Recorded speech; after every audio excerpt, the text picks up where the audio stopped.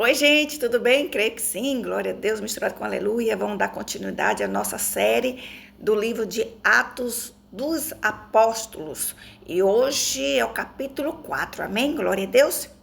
E vamos começar. Falar sobre Pedro e João perante o Sinédrio, viu? Imagina você enfrenta o Sinédrio. Eles querendo que você negue a Jesus.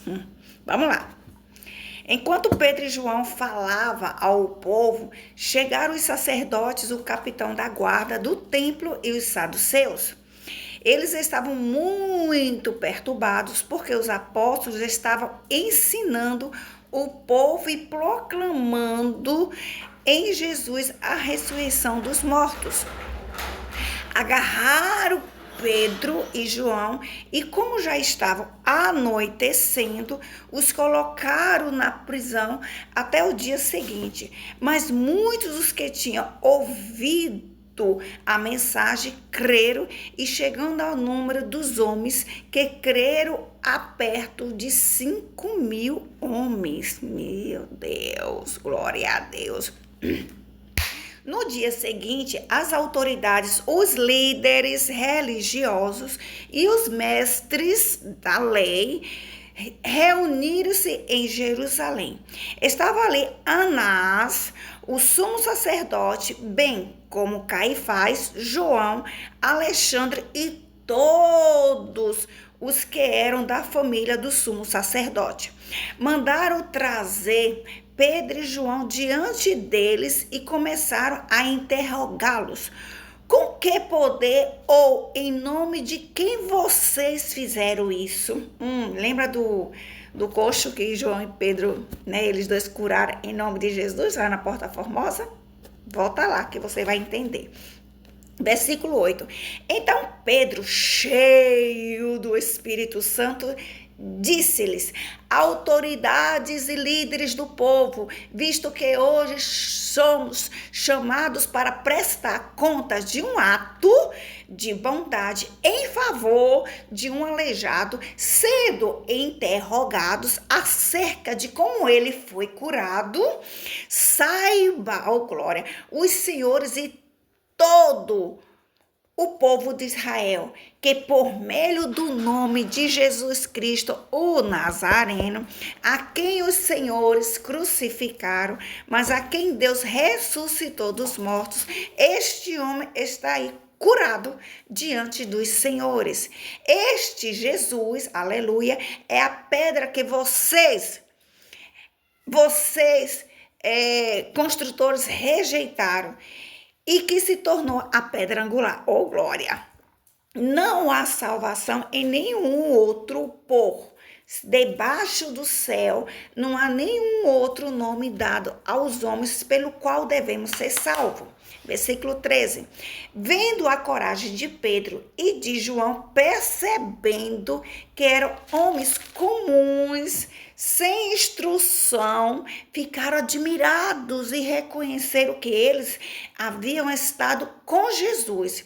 E como podia haver ali, aleluia, com eles homens que fora curado, nada podia dizer contra eles, aleluia.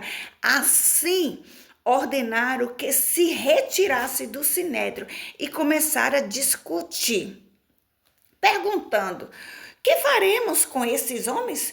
Todos os que moram em Jerusalém sabem que eles realizaram um milagre notório e não podemos negar. Pois é.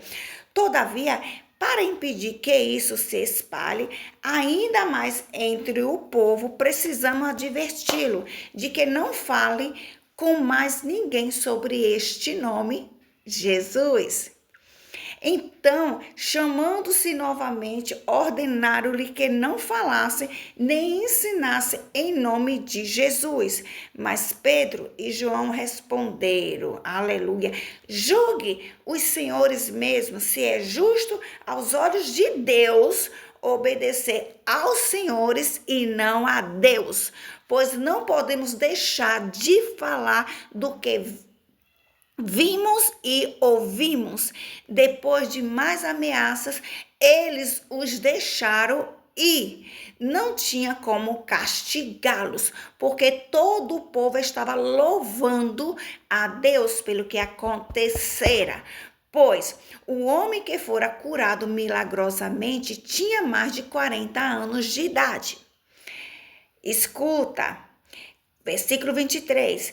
Quando foram soltos, Pedro e João voltaram para os seus companheiros e contaram tudo o que os chefes dos sacerdotes e os líderes religiosos lhe tinham dito. Ouvindo isso, levantaram junto a voz a Deus, dizendo: Ó soberano, tu fizeste os céus, a terra, o mar e tudo que neles há. Tu falaste pelo Espírito Santo por boca do teu servo, nosso pai Davi. Porque enfurece as nações e os povos conspiram em vão, os reis da terra se levantam e os governantes se reúnem contra o Senhor e contra o seu ungido. De fato, Herodes e Pôncio Pilatos reuniram-se com os gentios e com o povo de Israel nesta cidade para conspirar contra o teu servo Jesus, a quem ungiste. Fizeram o que o teu poder e a tua vontade havia decidido de antemão que acontecesse. Agora, Senhor, considera as ameaças dele e capacita os teus servos para anunciarem a tua palavra corajosamente. Estende a tua mão para curar e realizar sinais e maravilhas por nome, aleluia, do teu santo servo Jesus. Depois de orar e tremeu o lugar em que estavam reunidos, todos ficaram cheios do Espírito Santo e anunciava corajosamente a palavra de Deus. Aleluia. Da multidão dos que creram, uma era a mente e um coração. Ninguém considerava unicamente sua coisa alguma que possuísse, mas compartilhava tudo o que tinha. Com grande poder, os apóstolos continuavam a testemunhar da ressurreição do Senhor Jesus. E grandiosa graça estava sobre todos eles. Não havia pessoas necessitadas entre eles, aleluia, pois os que possuíam terras ou casas as vendiam, traziam o dinheiro da venda e colocava aos pés dos apóstolos, que o distribuía segundo a necessidade de cada uma. José, um levita de Chipre, a quem os apóstolos deram o nome de Barnabé, que significa encorajador, vendeu um campo que possuía e trouxe o dinheiro e o colocou aos pés dos apóstolos. Assim diz a palavra do Senhor no livro de Atos, capítulo 4. Que nós venhamos nos tornar homens e mulheres corajosos, cheios do Espírito Santo para anunciar a palavra que cura, a palavra que liberta, a palavra que salva, sem temer a homens. Homens, é melhor obedecer a Deus do que sacrificar. Então, portanto, pregue a palavra com ousadia, mas pregue a palavra. Amém? Porque Deus te chamou para você pregar a palavra de Avé. Amanhã nós voltaremos com o capítulo 5, na continuação do livro de Atos dos Apóstolos. E Ebenezer, até aqui tem nos abençoado o Senhor, e que Deus abençoe vocês com toda a sorte de bens celestiais, em nome de Jesus. Glória a Deus.